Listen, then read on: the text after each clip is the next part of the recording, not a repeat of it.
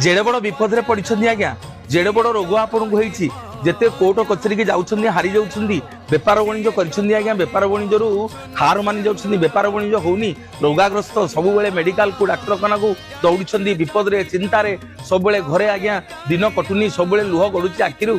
आज सुंदर उपाय टिए कहबी मो महाप्रभु जगन्नाथ को हाथ जोड़ी के प्रत्येक दिन जिते बेले आपन को समय मिलिबो आज्ञा दिन राति जगन्नाथ को ये मंत्र टी जप करिवे कौन ना नीलाचल निवासाय नित्याय परमात्मने बलभद्र सुभद्राभ्यां